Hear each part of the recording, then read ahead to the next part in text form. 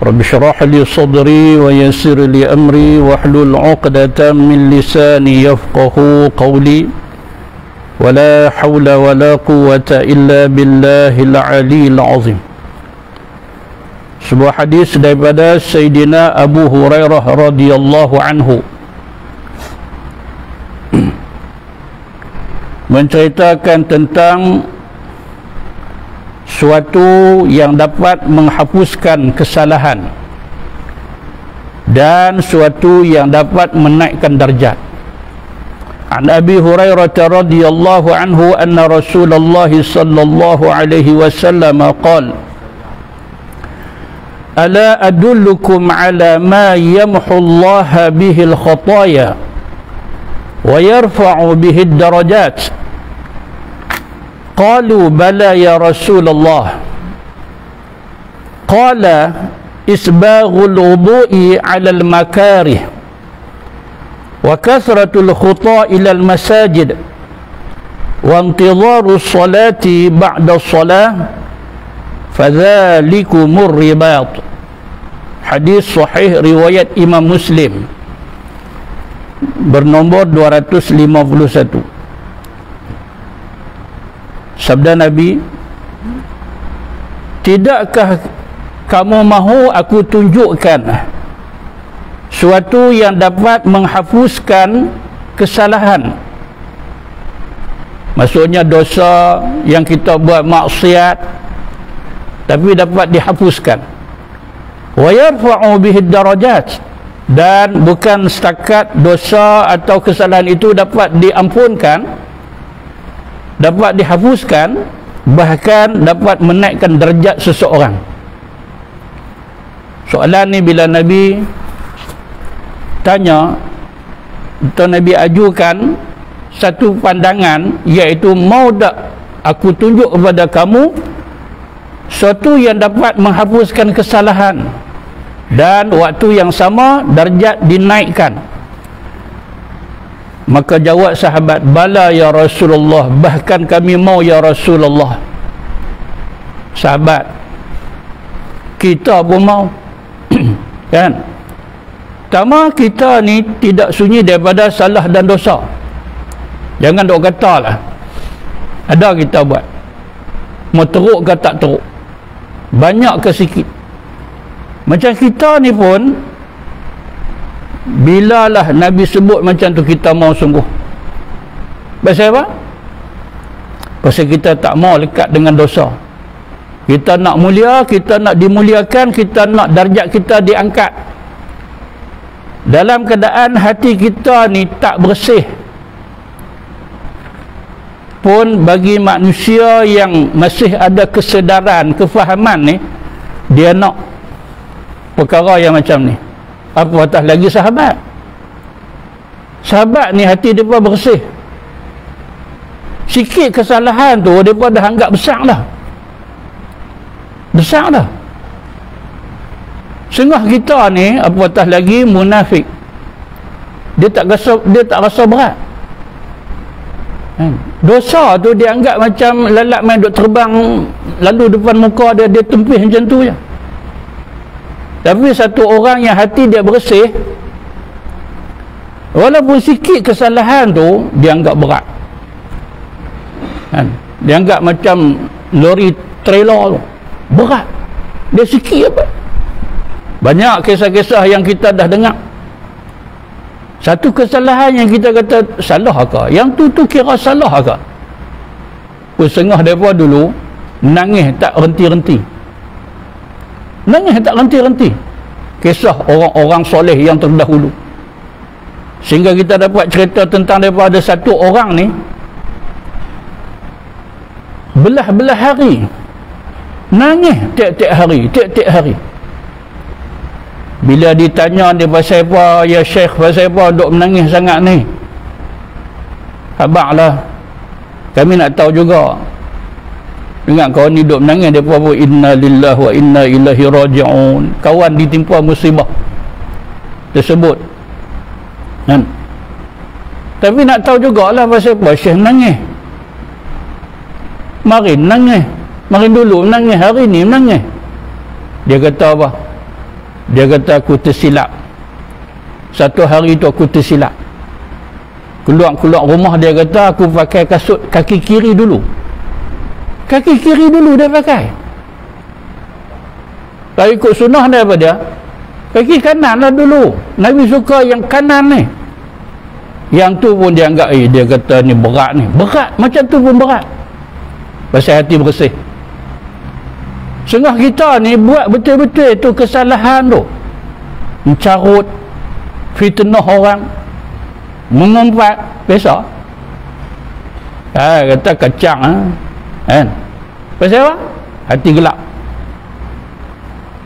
Jadi kita ni yang duk buat salah tak henti ni, tapi ada offer yang macam ni, lama dah aku nak tunjuk satu yang boleh padam kesalahan.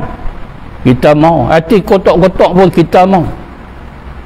Tapi yang teruk lagi, tak ada apa. Hati yang Allah Ta'ala dah tutup. Kan? Khatamallah ala qulubih, Allah tutup hati mereka ni. Tak ada apa. Kan? Bertimbun-timbun kesalahan. Bertimbun-timbun dosa kan kecil, dosa besar. Pasal apa? Hati dah gelap. Hati dah karat dah. Yang kita tak sampai ke tahap itu, yang ni kita nak apatah lagi sahabat Nabi. Kan? Hati yang bersih kan. Dia kata nak lah. Padahal kalau kita fikir balik tentang sahabat Nabi ni, kita fikir kesalahan apa sahabat buat? Banding kita lah ni, kesalahan apa kita buat? Sahabat buat salah apa? Disko tak ada zaman sahabat dulu. Joget lambak tak ada. Apa lagi? Indo batla ni kan. Pun dia kata, ya Allah, aku salah ya Allah, aku berdosa ya Allah, taubat misalkan. Jadi sahabat jawab apa dia? Bala ya Rasulullah, kami mau. Mau apa ni? Mau supaya Nabi tunjuk ke mereka, bila buat saja kesalahan, Allah Ta'ala akan hafuzkan, waktu yang sama darjat dinaikkan. Qala, maka jawab Nabi, isbaghul wudu'i 'alal makarih. Yang pertama, ada beberapa ni. Yang pertama, boleh buat yang ni, insya-Allah kesalahan Allah Ta'ala akan hafuzkan, darjat akan dinaikkan. Apa dia ni? Yang pertama ni, isbaghul wudu' 'alal makarih. Berwuduk ketika mana saat yang kita rasa susah nak berwuduk.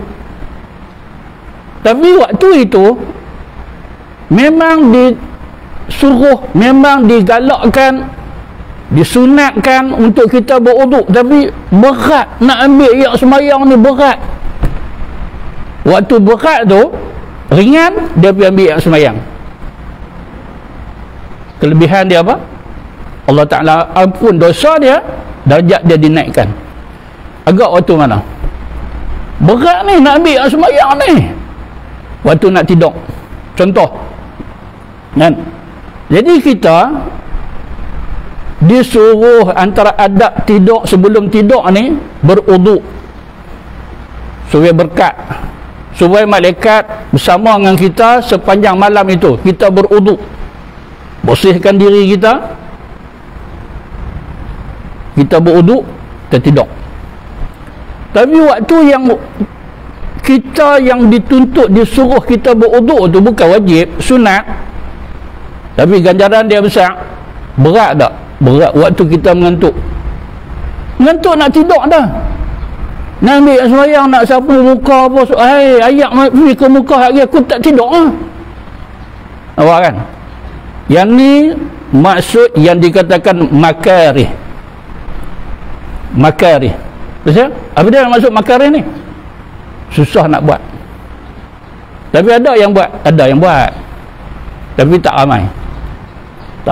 Orang Islam kawasan taman ni berapa orang, dan berapa orang yang berwuduk sebelum tidur.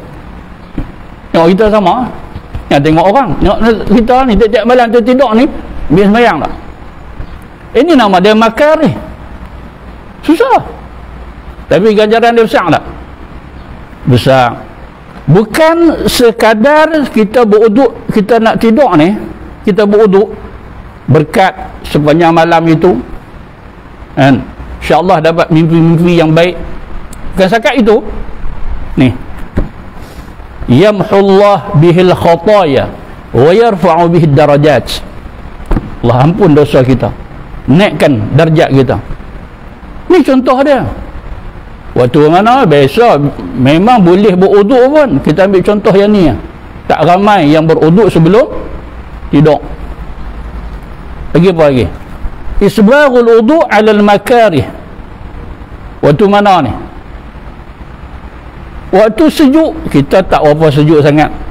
Musim sejuk, kan? Orang yang tempat mereka ni turun salji, sejuk, tapi dah masuk waktu, kan? Dah masuk waktu, salji ada kat luar, musim sejuk, pakai baju tebal. Tapi masa nak berwuduk, buka selapis, buka selapis, buka selapis. Tunggu, siapa ada pengalaman duduk di tempat yang ada salji, sejuk, baju dia berlapis-lapis, berlapis-lapis, selak berapa lapis, baju berapa lapis, buka, kan? Pasal apa? Saya nak berwuduk, sejuk, terpaksa panaskan air, kan? Kadang ada kelengkapan tertentu, panaskan air, kalau tidak bahayalah, ceritanya bahayalah, kan? Terus kita buka perut, kita berwuduk musim sejuk, bahaya, kan? Tapi inilah ganjaran dia besar. Baik, jadi kita tahu ini yang pertama. Maka apabila ada kaitan dengan tuntutan berwuduk, kita buat, walaupun sukar, walaupun susah. Ini nama dia susah, makarih. Daripada sesuatu yang kita rasa macam tak selesa, lawan perasaan. Sebab ni perintah agama, dalam agama kita nak hidup secara sunnah, berwuduk. Ni dia salah satu daripada yang Nabi sebut. Yang kedua, wa kasratul khuta ilal masajid, memperbanyakkan langkah ke masjid. Yang kedua, dia ni dapat menghapuskan dosa-dosa kesalahan dan dapat naikkan darjat kita. Banyak langkah ke masjid, banyak pergi ke masjid lah, kan? Masjid, surau, tempat pengajian, di sini dia sebut masjid, kan? Banyak mai ke masjid. Sama ada untuk kita nak solat atau apa-apa program, kan? Kita kena ambil tahu masjid kita ni buat apa. Oh, ada pertemuan silaturahim, mai. Oh, kita ada solat 5 waktu, mai. Oh, kita ada kuliah, mai. Kerak-kerak dok mai pun semua. Ini salah satu daripada ganjaran Allah Ta'ala bagi menghapuskan kesalahan-kesalahan kita dan menaikkan darjat kita. Ni yang kita duduk sekarang ni, masjid pemantang tinggi, kan? Ustaz, masjid apa Ustaz? Nak buat ajan sekolah, nak buat ajan surau. Ya tuan-tuan, kan? Hukum masjid kita kena tahu, kan? Hukum masjid dia sebenarnya dia bukan ada pada nama, kan? Satu orang dia buat macam pondok kecil macam tu je, tapi dia sebut masjid, kan? Dia ambil satu papan, dia tulis sendiri, ini masjid, dia tempel kat situ. Pondok tempat macam kita duduk tunggu bas macam tu, sang tu je dia kata masjid. Masjid tak? Masjid apa macam tu? Pondok tunggu bas, bangsai macam tu je. Debat bangsai, abang dah letak pinggan mangkuk dia apa semua, kan? Bersekat-bersekat buruk, anak dia dia heret, dia masuk dalam tu, bangsai. Dia tulis, ini masjid. Masjid tak? Masjid apa macam tu? Jangan kita terpedaya. Tengok, oi, masjid, kan? Kita kata masjid dah, Tak. Kan? Bila ada syarat-syarat tertentu, maka itu hukum dia masjid. Walaupun tak nama masjid. Gitu tuan-tuan.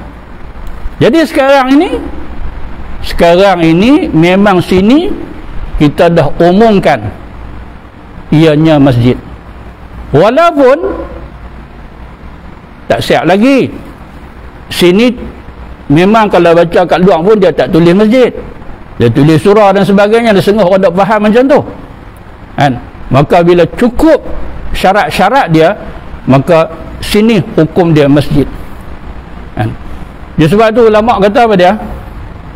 Nama bukan sebagai hujah. Tengok pada syarat dia. Syarat pertama, syarat kedua, syarat ketiga, syarat ada belakang. Ada semua syarat tu. Masjid lah. Tuan-tuan. Nanti insya-Allah waktu yang sesuai kita akan sebut tentang boleh tak satu-satu surau itu naik tahap dia sebagai masjid, atau naik kedudukan status dia sebagai masjid, kan? Tapi masih nama surau, kan? InsyaAllah kita akan sebut, kan, pada waktu yang sesuai. Baik, jadi Nabi sebut di sini yang kedua, satu orang yang selalu pergi ke masjid, niat nak mengimarahkan masjid, niat, kan? Kenapa? Kerana nak tunaikan hak masjid.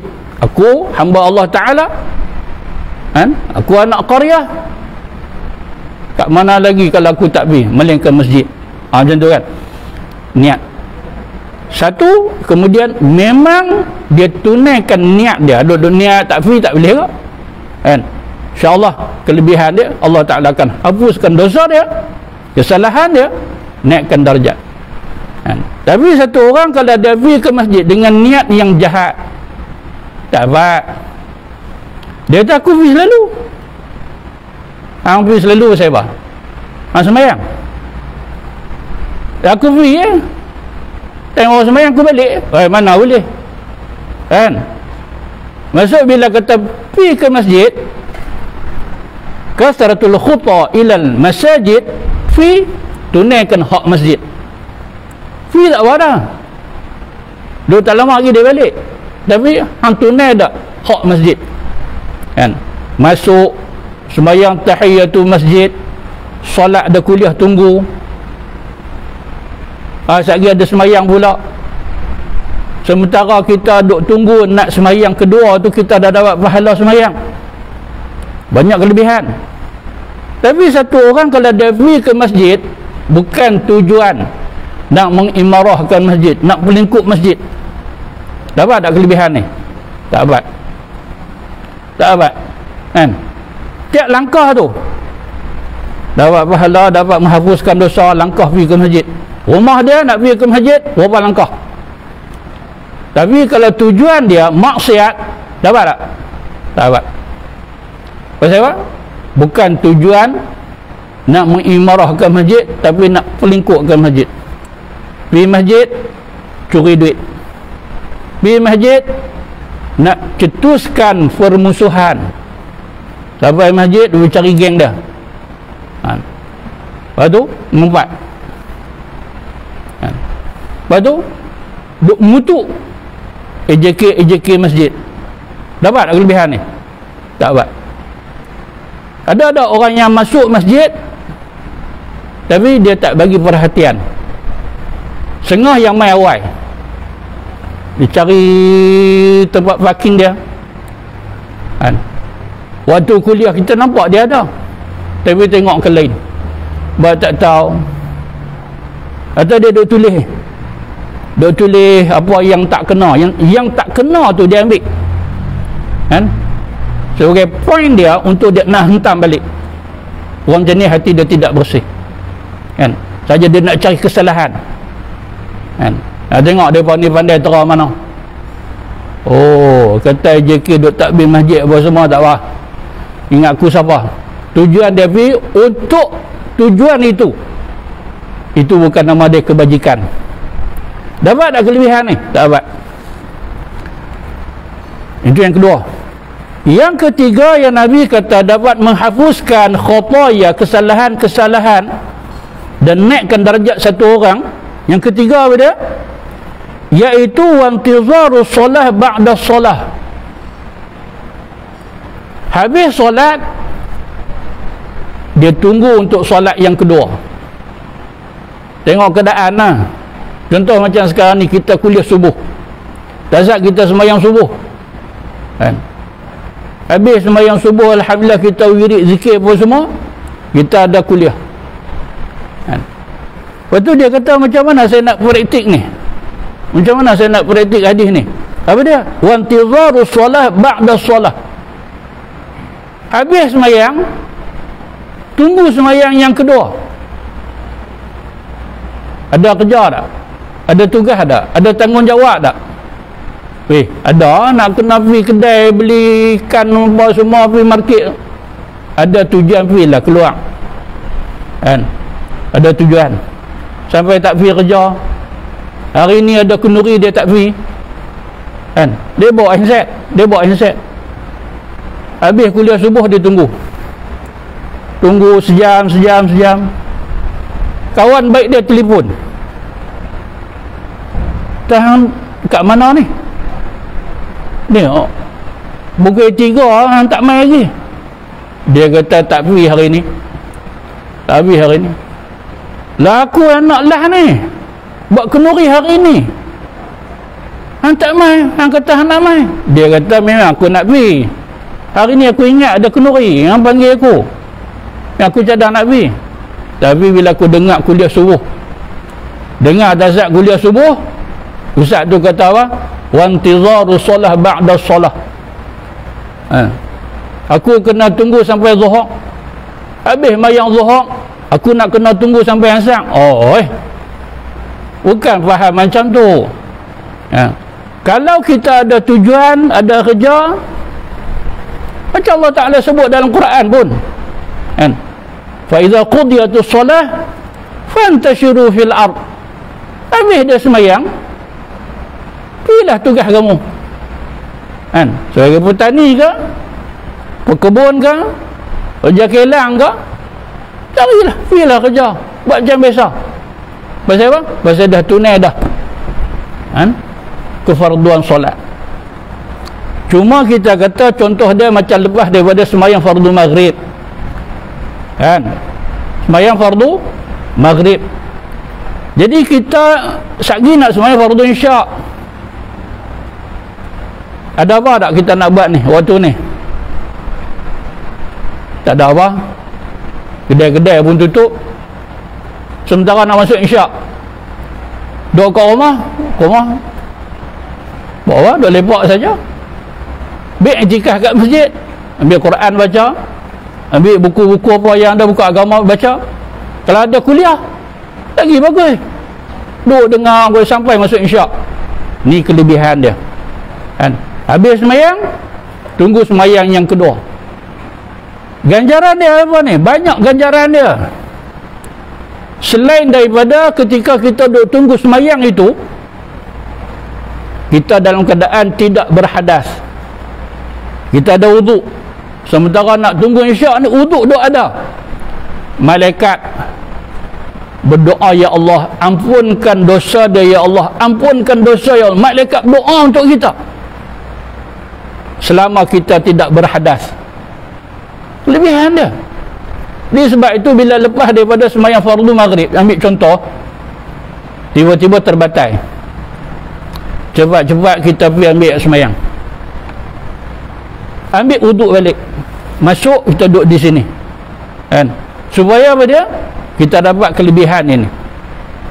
Malam yuhdis, selagi kita tidak berhadas. Malaikat sentiasa berdoa, doa malaikat mustajab. Malaikat tak buat benda haram. Malaikat makhluk yang taat kepada Allah Ta'ala. La ya'sun Allah ma amarahum.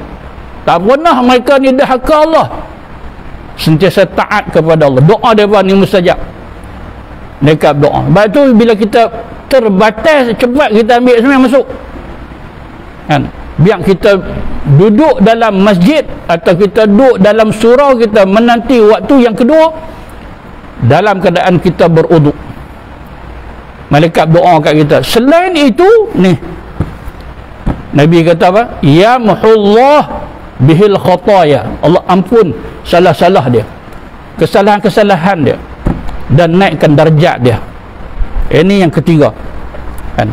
Intizarus solah ba'da solah.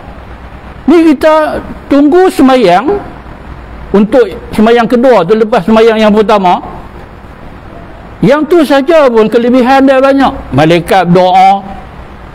Yang ni lagi Allah Ta'ala ampunkan dosa-dosa, naikkan darjat. Celah tu, kalau kita ada kuliah, lain pula ganjaran dia. Lain pula ganjaran dia. Dapat ilmu pula kat situ kan. Pada dapat ilmu nanti kita sebab pula ilmu tu, Allahu Akbar, pahala berganda. Fadzalikumur ribat. Nabi tutup hadis ni dengan perkataan fadzalikumur ribat kan. Apa dia? Berapa benda ni? Isbaghul wudu wa kasratul khuta ila al-masajid, isbaghul wudu ala al-makarih wa kasratul khuta ila al-masajid wa intizarus solah ba'da solah. Tiga. Nabi kata apa dia? Nabi kata pahala seperti berada di medan perang. Siapa boleh hebat yang ni? Allah Ta'ala hapuskan dosa-dosa dia, kesalahan dia. Maksudnya dosa-dosa kecil. Dosa besar perlu taubat nasuha kan? Dan syarat-syarat taubat kan? Yang pertama. Yang kedua, naikkan darjat. Yang ketiga, Nabi tutup kat ujung tu seperti berada di medan perang. Pahala tu, ganjaran tu. Benda-benda ni kalau kita lihat semula memang beratlah kan? Sebab tu Nabi kata alal makarih. Tapi taklah seberat mana bila ambil yang semayang kan. Jaga sentiasa kita dalam keadaan berwuduk, itu yang terbaik kan. Bila ke masjid tapi mai dengan sifat nifak, munafik kan, suka ada buat benda-benda salah tapi dia seronok buat kan. Berjinak dengan maksiat berat. Walaupun kita kata berat mana, orang yang sentiasa beramal ni ringan, yang tak apa buat ni berat kan. Padahal nak ambil semayang lah, okey, hang kata lah senang pasal hang selalu buat kan.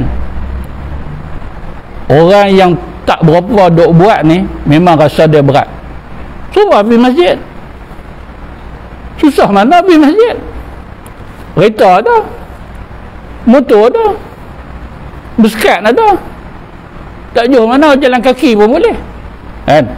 Tapi kalau orang yang munafik, orang yang fasik, berat kan. Berat sungguh.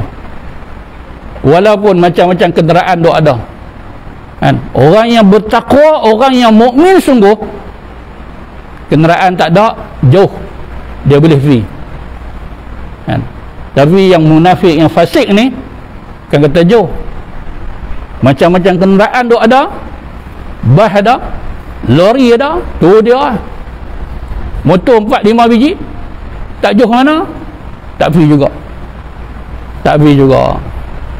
Awak tuan-tuan, tak ada hidayah dia kan. Allah tak membantu dia. Pasal apa? Pasal dia tak bantu Allah. Kita kena bantu Allah. Allah sebut ada in tansurullah yansurkum kan. Sekiranya kalau kamu tolong Allah, Allah tolong kamu. Macam mana nak tolong Allah? Mainlah masjid, pergilah kuliah, tegakkan hukum Allah, itu tolong Allah.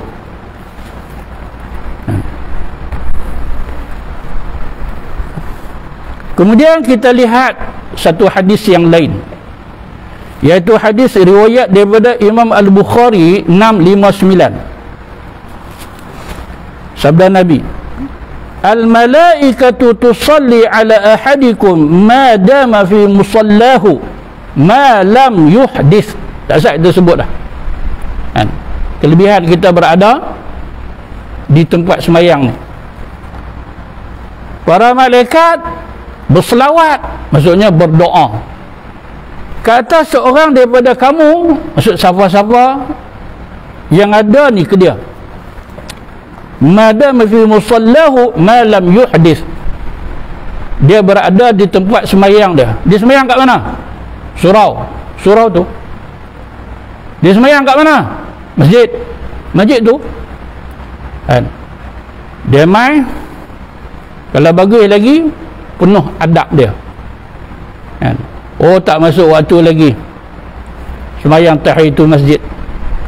Oh, azan bayang sunat qabliyah.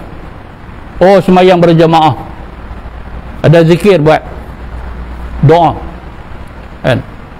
Atau duduk kat tempat semayang dia kan? Masuk tempat semayang fi musallahu, tempat dia semayang kan? Tak kira kat mana dia duduk, dia semayang kat mana?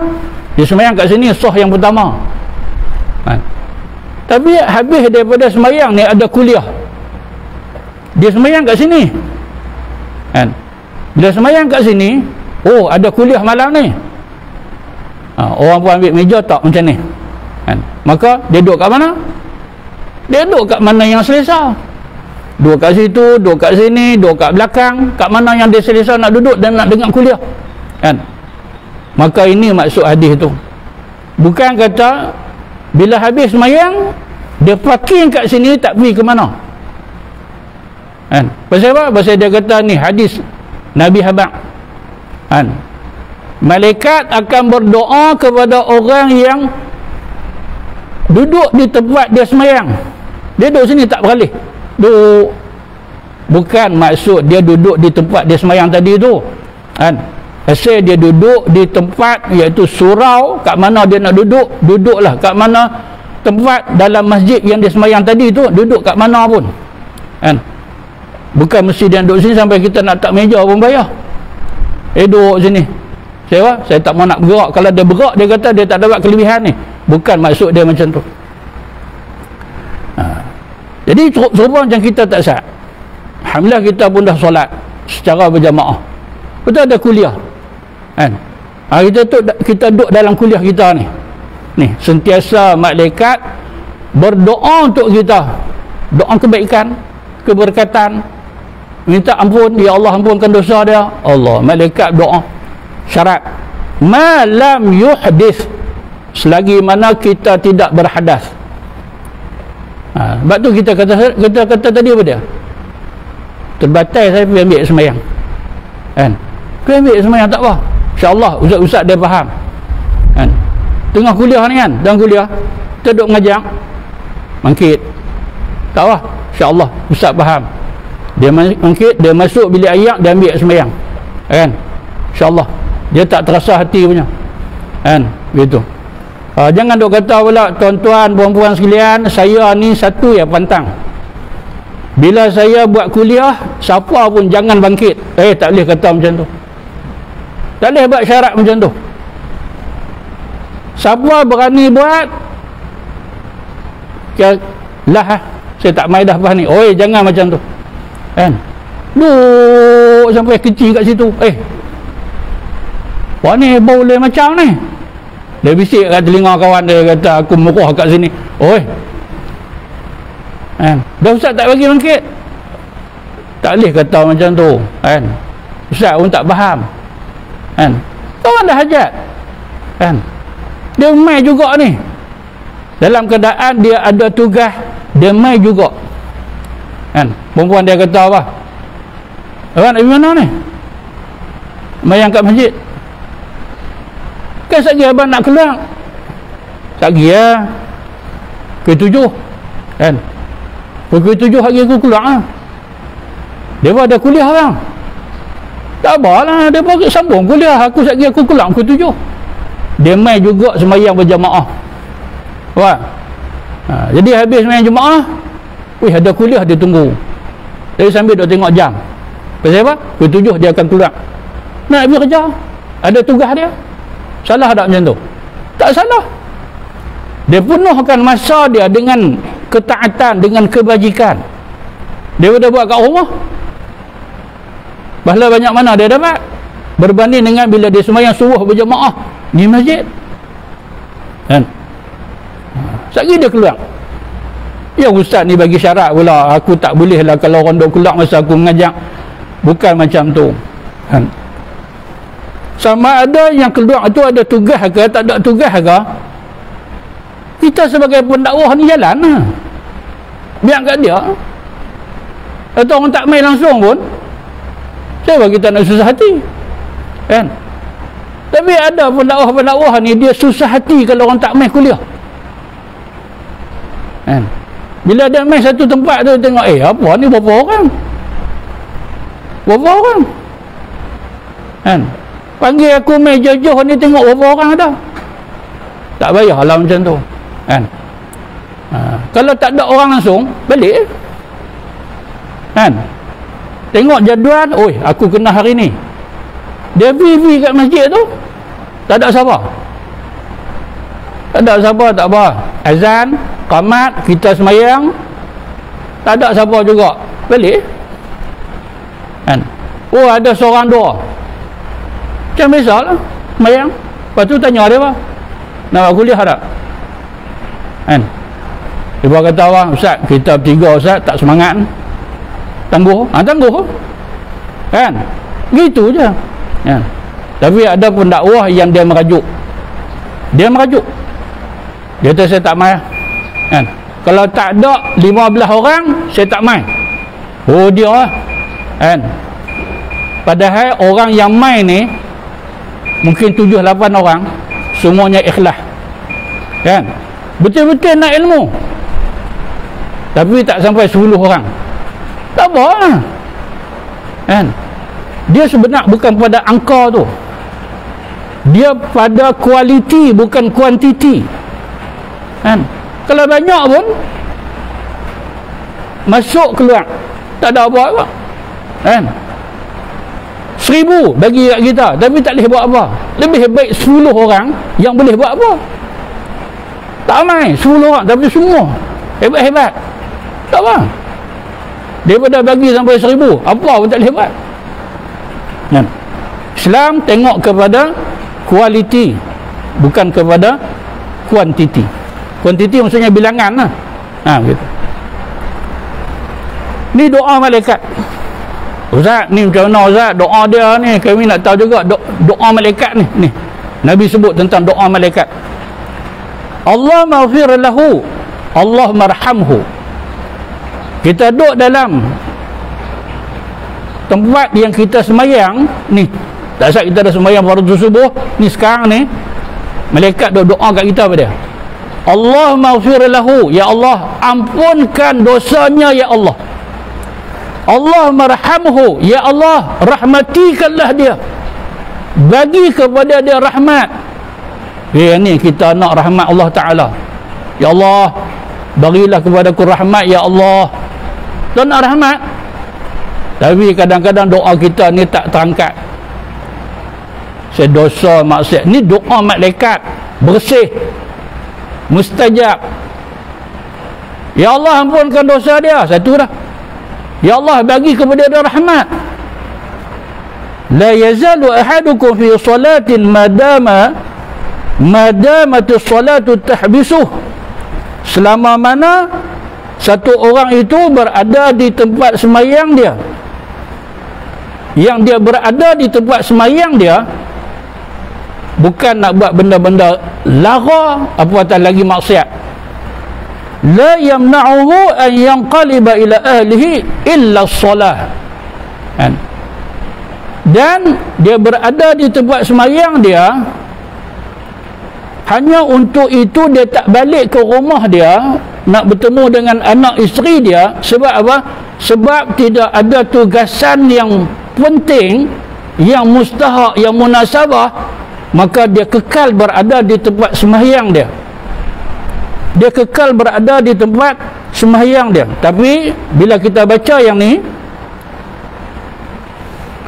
sekiranya kalau ada tugasan, ada kewajipan, maka wajib dia keluar. Duk tunggu sampai anak isteri duk susah kelaparan, lapar, tak makan, tak minum, sebab awak tunggu puak-puak duk dalam masjid tak keluar. Bukan macam tu kan? Dia keluar pasal ada tujuan, kewajipan yang munasabah dan sebagainya. Kalau tidak, tak akan keluar. Dia berada dalam masjid, rumah Allah. Orang ni sentiasa malaikat doa ke dia. Ini prinsip dalam agama Islam, akhlak, adab kita dengan Allah Ta'ala. Tak ada tujuan, ini tempat kita. Maka ulama kata, jadikan masjid rumah pertama kita. Rumah kedua kita,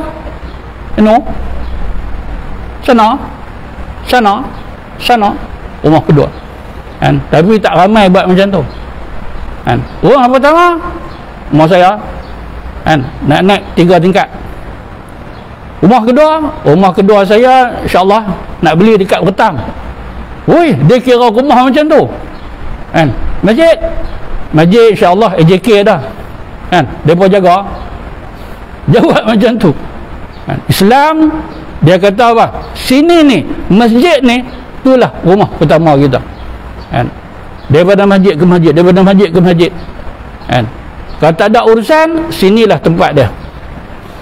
Tapi tak ramai, tak apalah, kita pun buatlah setakat kita mampu.